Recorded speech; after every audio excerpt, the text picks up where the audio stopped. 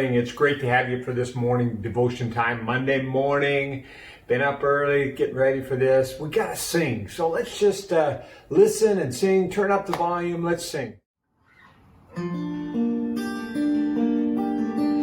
Father of kindness, you have poured out grace, brought me out of darkness, you have filled me with peace. Giver of mercy, you're my help in time of need. Lord, I can't help but sing. Faithful you are, faithful forever you'll be, faithful you are,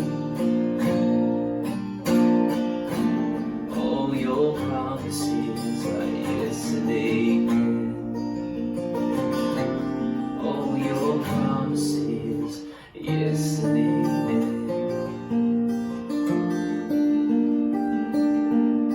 Beautiful Savior, you brought me here, pulled me from the ashes, you've broken every curse. Blessed Redeemer, you have set this captive free. Lord, I can't help but sing. Faithful you are,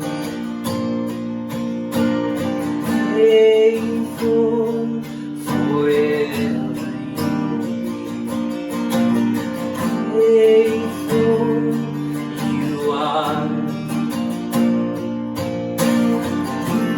All your promises are yes and amen. All your promises are yes and amen. Faithful you are, faithful forever you'll be, faithful you are. All your promises, yes and amen. All your promises, yes and amen.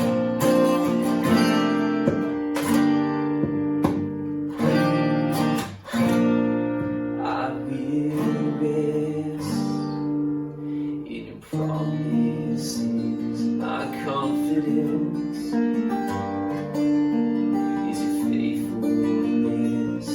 I will rest in your promises. My confidence is your faithfulness. I will rest in your promises. My confidence is your faithfulness. I will rest promises, my confidence, faithfulness, faithful you are, faithful forever you'll be, faithful you are. All your promises, yes and amen. Oh yeah. All your promises, yes and amen. Promise. All your promises, yes and amen. Oh, they're yes and amen. All your promises, yes and amen.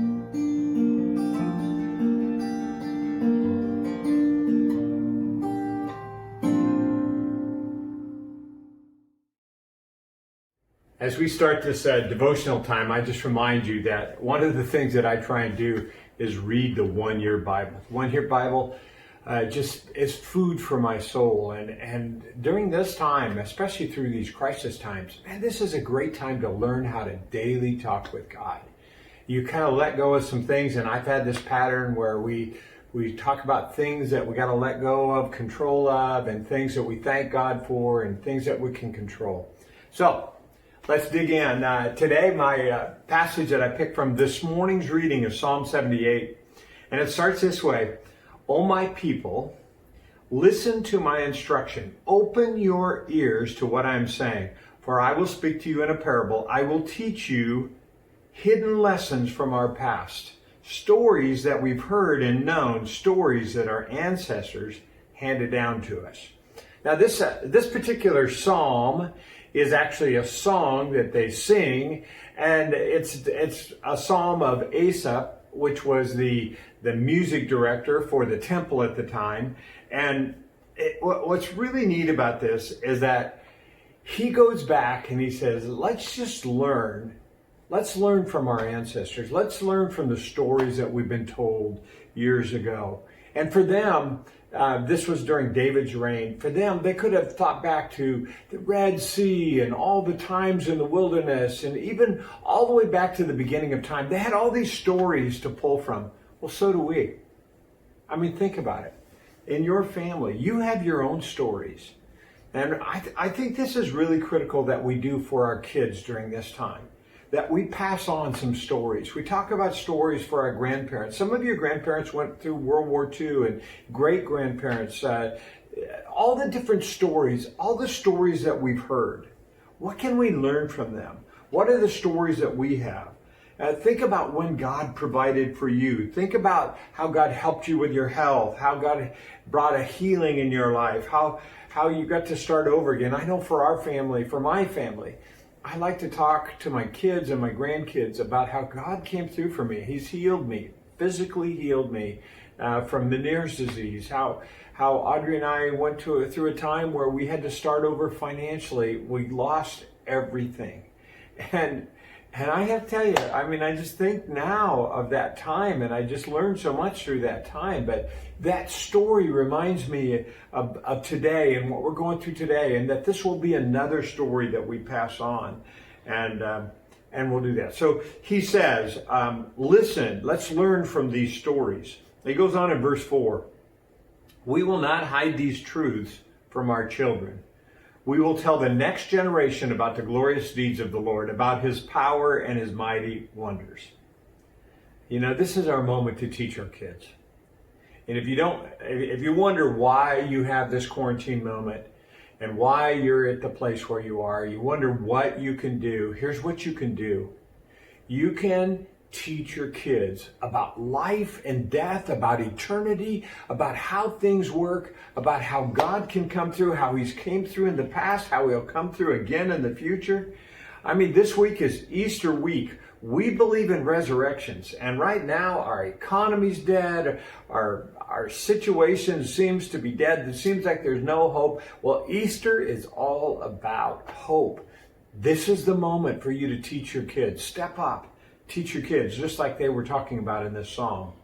It says he issued the laws to Jacob. He gave his instructions to Israel.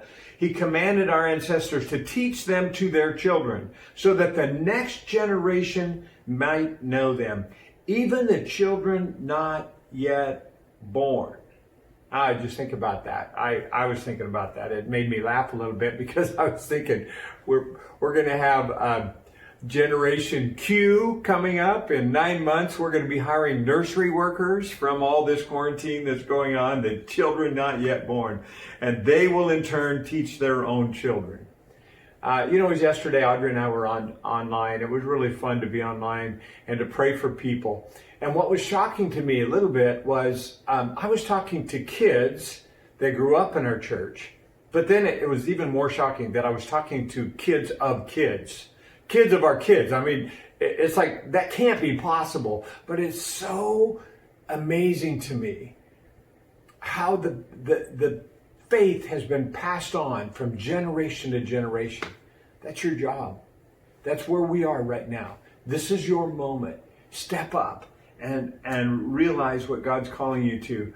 It says, each generation should set its hope anew on God. Wow. We're not hoping in the government to save us. We're not hoping in some solution to save us. We're not, you know where we put our hope? We put our hope in God, not forgetting his glorious miracles and obeying his command. I want you to hear this today. God's going to come through for you, and he's going to come through for us in huge ways. I just challenge you to really teach your kids that. And some of you may be teaching it to yourself while you're teaching your kids. That's okay. Teach your kids, because each generation should set its hope anew on God. Well, that's the scriptural lesson for today. Now I just want to talk to you about the things. Me personally. This is my list. I encourage you to make your own list. What are the things you can't control that you need to give to God? Here's mine. Easter. This is kind of the center of our faith. It's where a lot of spiritual battles take place. It's where people begin their walk with God. And Easter's coming next Sunday, and I can't get everyone together like I thought I would. We even tried to get permission from the governor to do a drive-in service, had big screens rented, and no one could get out of the car, and we could have had a great time, but the answer was no. And so it's out of my control. I have no ability to know whether somebody's going to tune in or not, or whether this is going to make a spiritual difference, whether that spiritual battle is going to happen. This is something I have to give to God.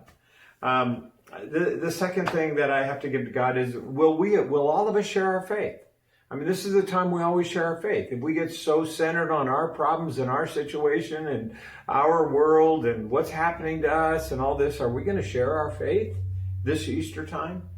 The ability to communicate without a crowd. You know, as I stand in front of a camera and talk to an empty room, I don't want a sermon that's perfect. I don't want a sermon that has it all together. I want a sermon that's spiritual.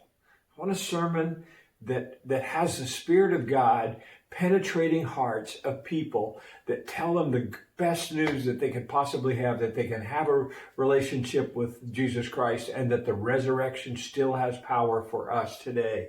And that's just in my heart. I need God's Spirit. I've got to give that to God. And I can't control the fact that yesterday I lost a friend to a heart attack, not to coronavirus, but to a heart attack. And through this week, I'll be dealing with my own grief, but also the grief of family and friends, and trying to help that situation out.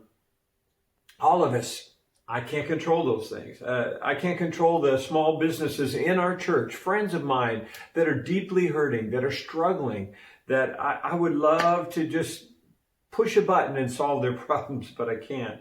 I can't control the virus, how the virus has affected nurses and doctors, especially those in our church. I can't control how the virus has affected family, the deaths that have taken place, the scares of deaths that have taken place, the isolation that's currently happening, deeply affecting families.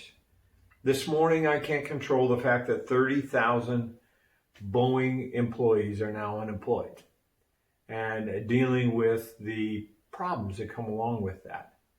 I can't choose when this is over. I know our governor says May 4th. I want to believe something better than that. I want to believe that there's hope, that there's some future, but I can't control that. I can't control whether we'll ever be the same. So I've got to give those things that I can't control to God. But here's what I can control. You know what? I can have a positive attitude. When you ask me how it's going, I can lead with the best. You know what? It's going good. I have faith in God. There's so many good things. I can smile. In fact, right now, just smile. It'll just feel so much better if you just smile. You know what that is? That's an attitude adjustment. Just making your face say something that maybe you don't feel on the inside. Every time you look at someone today, just smile. It'll make a huge difference. I can control my outlook. I can be optimistic. Here's the great news. Washington State is gaining on this. This is amazing to me. I see the numbers, I see what's happening, and every indication is that we're gaining on this. We've sent 400 machines to other states because we don't need them. That's great news. I'm optimistic that we're going to find a treatment. I'm optimistic because Spain and Italy are improving, and so will we. I can control my faith. You know what? This is Easter week. I want to believe in the resurrection. The resurrection of finances and work and business and personal relationships, but most importantly, I have faith that this week will be the beginning of the spiritual life of hundreds and thousands of people that turn to Jesus Christ. And that's my faith. I can control my faith. And I can control my fear. I may be worried about my health or my finances or my work or my business, but you know what? I don't have to. Because all I need to do is worry about today. And I have enough today. I have all I need today. I have the health that I have today. I have the finances that I have. I have the work. I'm going to be okay. I'm going to make it through today. And that controls my fear. I can be generous. I can have enough to share. I already have enough to share. And I need to share because it helps me. Generosity is for me, not for those that I give to. And I can make a difference. I mean, just look outward. Find someone to help them. Be generous in your words. Be generous with your money. Be generous with your time. It will make a huge difference. Now, here's some things I can thank God for. As I said, it's getting better in Washington. In fact, I was reading the stats that says that there's more recovered than are sick right now. There's only 108 in the hospital. There are 108 in the hospital. That's terrible for them, but that's a great improvement for where we are. I can thank God that we had a great time in church yesterday, and we did. I know Andre and I had a great time praying for people. It was really meaningful. It was way more emotional than I thought it was going to be. It was really cool to connect with you and with others. Easter. I'm thanking God for Easter. It's going to be a first for us, for many. We've never done this before. So I'm just thanking God ahead of time for what He's going to do in Easter. I'm thankful for this creative, hard-working staff. We've created an Easter for families. People are going to drive in, pick up a packet that has everything they need for a do-it-yourself Easter. We're going to do it safely, giving that for you. It's going to be amazing. You know what? I'm really thankful for this creative staff. Again, we have the most amazing staff. They've put together a Good Friday, Sounds of Good Friday experience for you to watch online. Man, I encourage your families, grab communion, and at the end of that Sounds of Good Friday, take communion as a family. It can really be meaningful Friday night. So I'm excited about it. I'm thankful for that. I'm really thankful for heaven. I'm thankful for my hope of eternal life, for my friend. I was thinking it's a great picture for me to think of. I have another friend that went to heaven a couple years ago, and today they're having a great time together. That brings hope for me in the midst of all that I face in the loss and all that we face. I'm thankful that we're seeing a spiritual hunger in our world today. There's a spiritual hunger. Whenever we face crisis, we turn to God, and this is our opportunity to help people find faith in God. I am thankful that there are industries that are doing well, such as home hair care products are doing extremely well. The gaming industry for teenagers are doing well. Amazon and Microsoft, and there's probably many others, but I'm thankful that not every industry has been wiped out through this. And I'm thankful for my health, for my faith, for my family, and for my church. And here's what I want to say as we close today. God causes all things to work for good for those that love God. I love God. So should you. Start loving Him today.